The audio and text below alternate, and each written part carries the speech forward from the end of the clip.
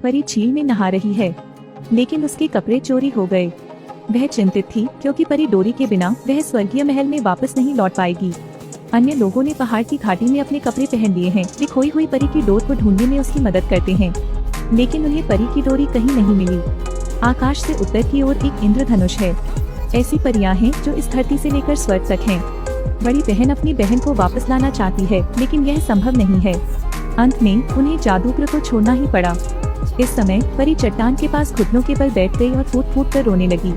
वह नहीं जानती कि इस विशाल मानव संसार में कैसे जीवित रहना है, क्योंकि जब से वह पैदा हुई है वह कभी भी मानव संसार में नहीं आई है। हर दिन मैं इंगोगडे को कहानियाँ सुनाता हूँ।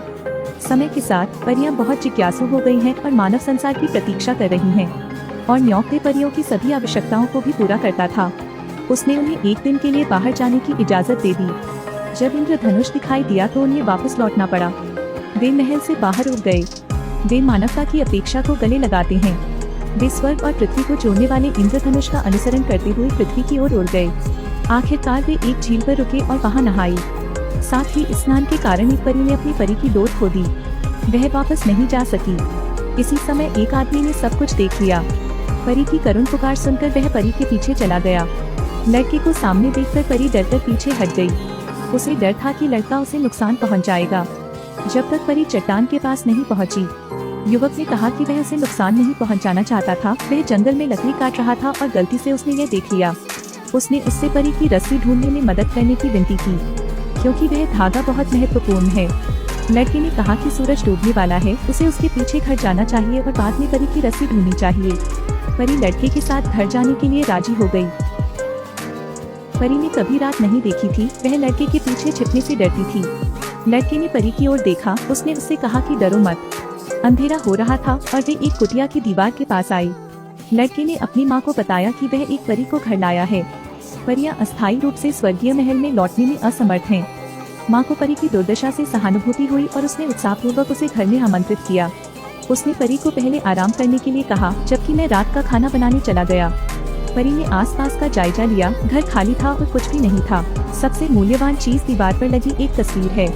चूँकि लड़के का परिवार बहुत गरीब था, इसलिए परी को रहने के लिए छोड़कर उसे आंगन में सोना पड़ा।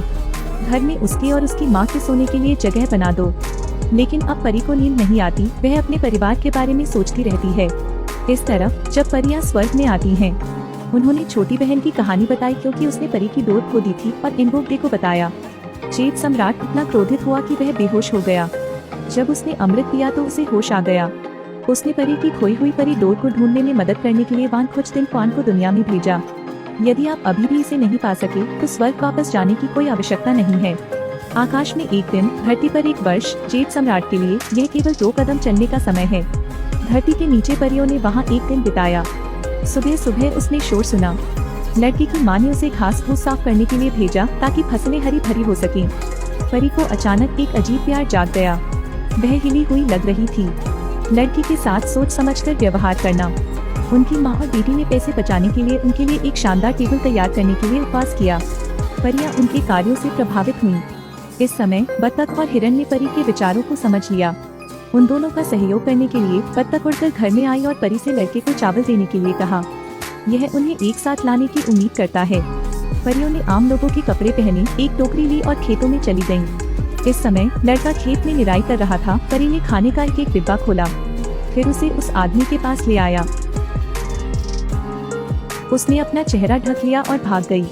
उनका रिश्ता काफी करीबी हो गया है। आधी रात को लड़के की माँ ने एक थैला निकाला। उसमें कपड़ों का बहुत बढ़िया सेट था। उन्होंने कहा कि यह उनकी भाभी बहू के लिए तैयार किया गया उपहार है। परियां इसे पहन सकती हैं। परी ने मना नहीं किया। अगले दिन वानखुच्तिंगक्वान उस पहाड़ पर गया और खोई हुई परी स्ट्रिंग की खोज शुरू कर दी। इस समय लड़का परी को पहाड़ की चोटी पर भी ले गया। उसने उसके लिए किमगैंग पर्वत पर एक आश्चर्यजनक शो तैयार किया। यह बिल्कुल स्पष्ट था कि वे एक अपरिहार्य प्रेम में पड़ गए थे। ऊपर से नीचे देखने पर पहाड़ों का खूबसूरत नजारा आपकी आंखों के सामने खिंच जाता है। जब दोनों पहाड़ों और नदियों को देखने जाने वाले थे, तिंगक्वान वहां आ गया। उसे उसकी खोई हुई परी की रस्सी मिल गई। परी को स्वर्ग तक उसका पीछा करना होगा, लेकिन परियां पृथ्वी पर जीवन की आदी हैं। वह अब स्वर्ग नहीं जाना चाहती थी। तिंगक्वान को अपनी परी रस्सी एक गुफा में छोड़नी पड़ी। अगले दिन हिरन उसे परी की रस्सी ढूंढने ले गया। मेरी परी रस्सी। आखिरकार हम बाहर आ गए। वह दौड़कर अपनी माँ और बेटी के पास गई, लेकिन इस समय रिपर का मोट चट्टान के नीचे गिरने जैसा था, क्योंकि वह जानती थी कि कुछ बड़ा होने वाला है। परी ने लड़के और लड़के की माँ के सामने परी की डोरी को देखा और सोचा। फिर उसने धरती पर रहने का फैसला करते हुए परी की रस्सी फेंक दी, लेकिन इस समय पिनहर उसकी तरफ उड़ गया। उसने परी के चारों ओर परी की रस्सी लपेट दी। अब वह आसमान तक उड़ सकती है। परी को वापस आकाश की ओर खींच लिया गया। उसने लड़के की माँ और बेटे को बुलाया, लेकिन तब तक बहुत देर हो चुकी थी।